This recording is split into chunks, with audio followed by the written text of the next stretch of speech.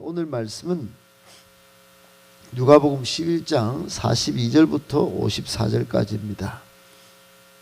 113쪽 누가복음 11장 42절부터 54절까지입니다.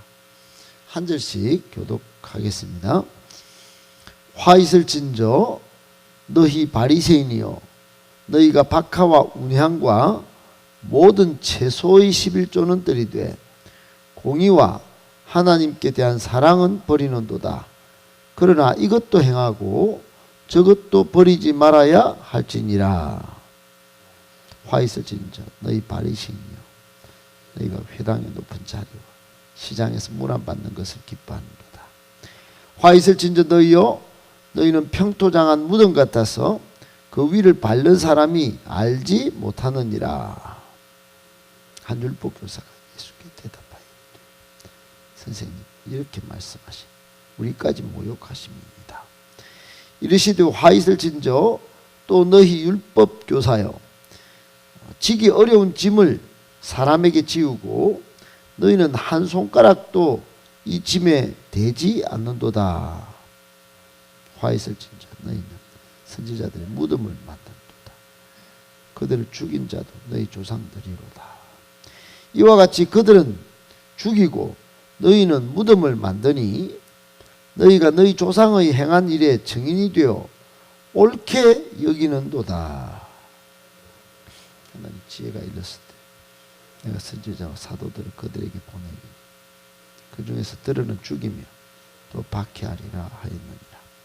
창세 이후로 흘린 모든 선지자의 피를 이 세대가 담당하되 제단과 성전 사이에서 죽임을 당한 사가랴의 피까지 하리라. 내가 너희에게 이르노니 과연 이 세대가 담당하리라. 화 있을진저 너희 율법 교사여, 너희가 지식의 열쇠를 가져가서 너희도 들어가지 않고 또 들어가고자 하는 자도 막았느니라 하시니라. 거기서 나오신 서기관들 바리새인들이 그 세계 달려들어 여러 가지 일을 따져먹고 54절도 같이 읽습니다. 그 입에서 나오는 말을 책 잡고자 하여 노리고 있더라. 아멘. 오늘 말씀을 세 가지로 정리해서 묵상하고 은혜를 받도록 하겠습니다. 첫 번째, 사랑과 공의와 믿음, 이것이 영적 축복의 원리입니다. 영적 축복을 받는 원리, 사랑과 공의와 믿음입니다. 여러분, 우리가 신앙을 지킬 때 신앙이라고 하는 것은 크게 이 세 가지로 압축될 수도 있고, 또 하나님께서 우리에게 세상의 현세적인 축복만이 아니고 영적인 축복을 받도록 하셨는데, 그건 하나님을 사랑하는 것이고, 또 하나님 앞에 죄인으로 서지 않고 의인으로서는 또 공의로움과 공의의 원리와 또 믿음의 원리, 이런 것들이 사실은 영적인 축복의 중요한 세 가지 요소입니다.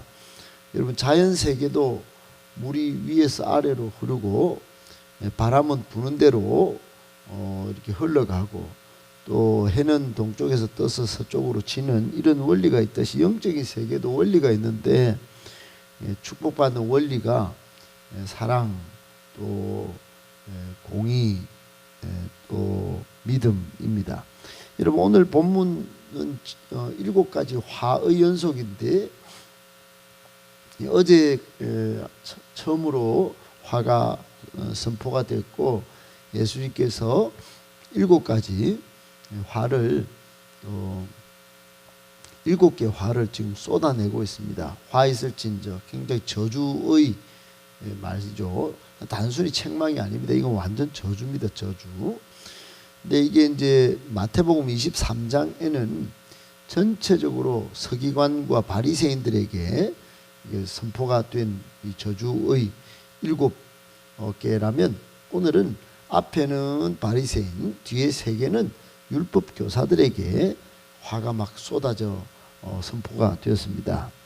유대인들은, 특별히 바리새인들은 규범을 만들어 가지고, 오늘 앞부분은 11조에 관련된 내용이 나오는데, 그 11조 규정을 많이 지었어요. 그러니까 아주 사소한 세밀한 부분까지 11조 규정을 정해가지고 사람들을 힘들게 만들었습니다. 막 지킬 걸 강조했어요. 특별히 곡식, 포도주, 기름 등의 주요 농산물 뿐만 아니고 가축 또 11조를 내야 된다고 하면서, 그거는 레위기에 보면 레위기 27장이나 신명기 14장에 나오는 겁니다만, 심지어는 땔감 나무까지 11조를 내도록 그렇게 했어요. 굉장히 가난한 사람들은 땔감 나무는 너무너무 중요한 건데 그것도 떼가겠다 뭐 이런 것이죠. 그것도 지켜야 복 받는다 그러고 막 그랬습니다. 오늘 본문에 보면 너희들은 박하와 운향과 모든 채소의 11조는 드린다. 그러니까 여러분, 박하는 향기 나는 식물이고 운향도 노란꽃 식물로서 아주 귀한 거고, 이런 것들은 좀 11조를 떼도 이해가 되는데, 모든 채소에도 11조 규정을 적용시켜 가지고 채소도 다 빼갔어요. 그러니까 하나님께 드려야 된다.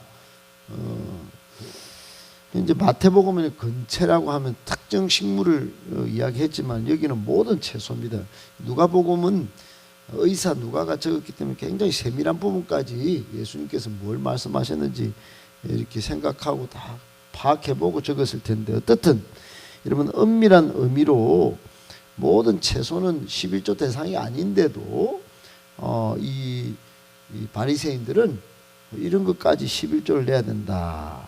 바리새인들은 막 엄청 이제 정한 것, 율법의 레위기 27장에 정한 것 이상의 것도 11조를 내야 된다고 그렇게 강조하고 그렇게 실제로 떼고 그랬어요. 그러면서도 오늘 예수님께서 화를 선포하실 때 너희들 형식적이고 외식적인 것, 그런 거는 굉장히 강조하는데, 진리의 핵심이 뭐냐? 진리의 핵심인 사랑과 공의는 버렸다. 참 공의와 하나님께 대한 사랑은 버리는도다 그랬어요. 여러분, 진리가 뭡니까? 신앙의 핵심이 뭡니까? 정말 공의도 지키고, 하나님 앞에는 죄를 가지고 나갈 수 없으니까 그건 지키는 거 당연하고, 또 하나님께 대한 사랑, 그것도 지켜야 되는 것인데, 이 사람들은 지금 막 계속 11조 이야기하면서 아주 막 그냥 정한 것 이상으로 지금 마치 하나님이 흡혈귀 하나님인 것처럼 오해하게 만드는 그런 아주 행동들을 막 서슴없이 한 것입니다. 하나님에 대한 사랑과 공의에는 관심을 기울이지 않고 이 사람이 비켜가면서 형식만 추구하는 이 바리새인들에 대하여 화를 선포하신 겁니다. 여러분, 오늘날 우리에게는 이게 어떻게 적용될까요? 우리도 과도한, 너무 교회 안에 규정을 너무 많이 만들어 놓고 그것을 사람에게 얽어매면 영적 축복이 여러분 굉장히 이상하게 되는 것입니다. 우리가 지킬 것, 영적 축복의 원리는 특별히 오늘 본문의 말씀에 의하면 하나님 앞에 공의를 지키는 것입니다. 정의를 행하는 거죠. 두 번째는 사랑이고, 그리고 마태복음 23장에는 오늘 동일한 본문의 믿음을 강조하고 있습니다. 형식적 율법 준수도 지켜야 되지만은 오늘 42절에 그렇게 말씀하죠. 끝에 이것도 행하고, 지킬 건 지켜야 되죠. 율법에 레위기 26장에 나와 있으니까, 신명기 14장에 레위기 27장과 신명기 14장에 나와 있으니까 11조 규정도 지키되 이 율법도 지켜야 되지만은 이것도 행하고, 더 중요한 건 율법의 정신이다. 정신. 율법을 짜내면 거기에는 공의와 사랑이 나온다. 그리고 믿음이 나온다. 이것도 버리지 말아야 진짜 축복이 흘러나올 것이다. 이런 것입니다. 여러분 교회 다니면서 기본만 자꾸 강조하고 그 축복의 원리를 빼놓고 하면 안 되는 것입니다. 여러분 이거 11조 하는 거 이거는 형식적 율법을 준수하는 거는 이거 기본입니다. 기본. 11조 생활과 예배 생활과 기도 생활 이런 거 기본이에요. 기본. 이 기본만 막 기본의 잣대로 사람을 판단하고 내 자신한테 사랑이 있는지 또 내 자신한테 하나님 앞에 죄가 공의로움을 지키고 있는지 그건 안 살피고 바리새인들처럼 이렇게 행동해서는 축복에서 멀어지는 것입니다. 여러분 이것도 행하고 저것도 행해야 된다는 것을 예수님께서 강조하셨다는 것 꼭 기억하고 율법의 정신인 사랑과 공의와 믿음을 잘 지켜 행하여 영적 축복도 받아 누리는 저와 우리 교회 다 되시기를, 또 우리 새벽 성도님들 다 되시기를 예수님의 이름으로 축복합니다. 아멘. 두 번째, 신앙의 세속화를 경계해야 합니다. 여러분 신앙도 변질될 수 있습니다. 신앙도 타락될 수 있습니다. 우리가 전적 부패한 존재이기 때문에 언제든지 믿음이 있다 하면서도 이게 변질될 수 있다는 걸 기억하셔야 됩니다. 오늘 여러분 43절에 보면 화 있을진저 너희 바리새인들이여 그러면서 예수님께서 바리새인들 보고 너희는 회당의 높은 자리는 앉으려고 하네. 그리고 시장에서 아주 뭐 존경받는 인사 그거는 또 상석도 차지하고 시장에서는 종교인이라 하면서 아주 뭐 인사도 받고 존경 인사도 받고 다 받는구나. 그거 아주 기뻐하는구나 이렇게 말씀하시고 그 이것도 아니고 저것도 아니고 그 평토장한 무덤 같다가 사람들이 뭐 지나밟고 가는데 이 무덤인지 아닌지조차 모를 정도로 너희들이 다 변질됐구나. 이것을 이제 두 번의 화를 선포하시면서 말씀하셨어요. 여러분 그때 당시 바리새인들이 뭘 추구했는지 뭘 마음에 갈망했는지가 오늘 완전히 예수님한테 뽀록 났어요. 드러났어요. 이 사람들은 항상 높은 자리를, 여러분 교인들도요 교회마다 이 좀 색깔이 있습니다. 색깔이 영적 컬러가 있는데 어떤 교회 가면은 막 직분을 막 높여가지고 높은 직분이 있는 사람은 막 높이 여기고 자기가 또 뭐 있는 것처럼 막 교회에서 항상 뭔가 마이크 있으면 마이크 꼭 잡아야 되고, 그리고 어떤 교회 가면 높은 사람은 오히려 이런 데 안 보이고 저 뭐 주차장 관리는 하고 그리고는 인사도 하고 오히려 인사를 받는 게 아니고 인사를 하고 그런 교회가 있습니다. 이제 컬러가 완전히 달라요. 그래서 이제 예수님의 이 정신을 따른다면 여러분 신앙의 세속화가 된 게 뭐냐, 그걸 뭐 오늘 상석에 앉는 거 시장에서 문안 받는 거 이게 전부 자기를 직분이나 이런 걸 드러내는 회당의 높은 자리 시장에서 문안 받는 거 이런 거 전부 종교적 교만 또는 세속적 명예욕에 사로잡힌 것을 예수님께서 콕 집어내서 질타하는 그런 내용입니다.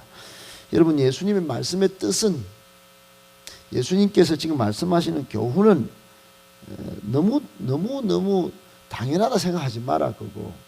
아니 그 여러분 목사가 되고 또 항존직을 받으면은 성도들이 막 뽑아줘 가지고 막 그냥 아주 세상 말로 딸랑딸랑 이렇게 하면 뭐 좋은 것 같지만 그 어찌 보면 그건 직분 때문에 따라오는 것인데 그것 가지고 아주 뭐 하나님과 사람 앞에 내가 바르게 사는지 안 사는지 그걸 항상 생각도 안 해보고 그러면 인사 넙죽넙죽 받고 또 상석에 앉아 있어 하면 뭐 당연히 앉아야 되듯이 그렇게 사는 것은 굉장히 위험한 것이다. 여러분 종교가 왜 손가락질 받고 이 기독교가 망하는 그런 때가 있었냐? 전부 그 끝에는 신앙이 세속화될 때 완전히 그때는 다 망하는 것입니다. 신앙의 세속화가 급속하게 이루어질 때, 그때는 기독교가 가장 타락한 시기요, 굉장히 힘든 시기였다 하는 걸 꼭 여러분 기억할 필요가 있습니다. 하나님과 사람 앞에 신앙은 정빈하고 또 복음적인 삶을 살 때, 여러분 낮은 자세로 복음을 전할 때, 그때 기독교가 기독교다웠지, 낮은 자세로 돌아가지 않고 복음도 안 전하고 그냥 인사만 넙죽넙죽 받고 상석에만 앉고 존경만 받으려고 할 때, 종교적인 교만과 세속적 명예를 추구할 때, 그때는 다 그냥 여러분 추락했습니다. 추락. 꼭 기억하고, 오늘날 우리 교회는 건강한 교회를 추구하는 이제 입장에 서 있는데, 이럴 때 더욱 이 말씀, 오늘 주신 말씀의 교훈을 따라서 우리 스스로 하나님 앞과 사람 앞에 바른지, 신앙의 세속화가 이루어지고 있는 것은 아닌지 돌아보고 낮은 자세로 복음의 삶을 살고 복음 전하는 그런 저와 여러분들, 우리 교회, 건강한 교회 되기를 예수님의 이름으로 축복합니다. 아멘. 마지막 세 번째, 하나님의 은혜를 잊지 말아야 합니다. 여러분 히틀러에 저항해서 순교했던 보네퍼 목사님이라고 있습니다. 보네퍼 목사님이 그의 저작에 이렇게 쭉 읽어보면 많은 이제 가르침을 주셨지만은, 그분이 주장한 것 중에 가장 기억에 남는 제일 첫 번째가 뭐냐면, 은혜가 두 가지 종류가 있는데, 하나는 값싼 은혜가 있고 하나는 값비싼 은혜가 있다. 값싼 은혜는 예수님께서 정말 하늘의 영광을 다 누려야 될 분인데 이 땅에 우리 때문에 오가지고 피 흘려서 죽은 그래서 죄를 씻고 하나님의 자녀가 된 이것을 너무너무 귀하게 여길 줄 아는 그런 생각, 그게 값싼 은혜를 값비싸게 여기는 거고, 그렇지 않고 이 십자가 복음을 자기 성공의 또 야망의 도구로 삼고 마치 싱싱가 타듯이 십자가를 싱싱가로 발 밑에 두고 뺑 타고 성공을 위해서 신앙생활만 하는 거, 십자가를 그렇게 여기는 거, 그거는 은혜를 값싸게 여기는 것이다, 이렇게 질타했습니다. 여러분 오늘 본문 하반절에 45절부터 끝까지는 율법 교사들에게, 율법 교사들은 거의 대부분 바리새인들 출신이에요. 그러니까 율법에 대해서 모르는 게 하나도 없는, 정말로 많이 아는 그런 사람들이었어요. 근데 이 사람들에게 예수님께서 세 가지 화를 선포하면서 너희들 실상을 좀 파악하고 너희들이 어떻게 은혜를 입었는지를 좀 돌아보라는 그런 말씀을 쭉 세 번에 걸쳐서 합니다. 그런데 한 율법 교사가 뭐 이렇게 말을 합니까? 우리도 모욕받는 느낌이 듭니다. 이게 도대체 지금 이렇게 말씀하시면은 우리가 율법도 지키는 거 이거 뭔 소용이 있고 뭐 이게 뭡니까? 이런 감정 상해가지고 막, 여러분 대부분 이 은혜를 떨어지게 만드는 것 중에 하나가 뭐냐면은 사탄 마귀의 외적인 분열책 그리고 이간질 이런 것들이 있습니다. 지금 이 율법 교사들은 지금 예수님을 책 잡으려고 막 모욕당했다고 막 지금 상처 코스프레를 하면서 지금 그러고, 오늘 본문 끝에 보면 거기서 뭐 나오실 때 53절에 서기관과 바리새인들도 막 거세게 예수님께 달려들어가 따져 묻고 뭐 그 입에서 나오는 말을 책을 잡으려고 노려보고 있었다고요. 노려보고. 그러면서 예수님이 화를 선포하시면서, 예수님이 뭐 화를 선포하시지만 회개하면 또 다 받아주시잖아요. 십자가 은혜를 붙들고 눈물 흘리고 막 하나님 앞에 회개하면 다 받아주시는 예수님을 지금 막 책 잡기 위해서 막 아주 여러분 분열하고 이간질 시키려고 아주 외적인 공격을 퍼붓는 모습을 볼 수 있습니다. 그런데 제일 중요한 건 내적인 문제예요. 은혜가 상실돼 버렸다 이 말이에요. 이 사람들이 감정적으로 대응하고 참 자존심을 드러내고 예수님 탓을 하는 이 문제가 더 아주 저질스럽고 아주 은혜를 값싸게 여기는 행동들입니다. 여러분 오늘날 우리도 마찬가지일 수 있어요. 자신의 실상을 살피지 못하고 내 죄 때문에 정말 예수님께서 십자가에 돌아가셨는데 이 하나님의 이 값비싼 은혜로 내가 여기 있다는 걸 잊어버립니다. 여러분 이게 남 탓하기 좋고 감정 상하기 좋고 자존심 상하기, 여러분 교회 다니면서 자존심 상할 일이 너무너무 많습니다.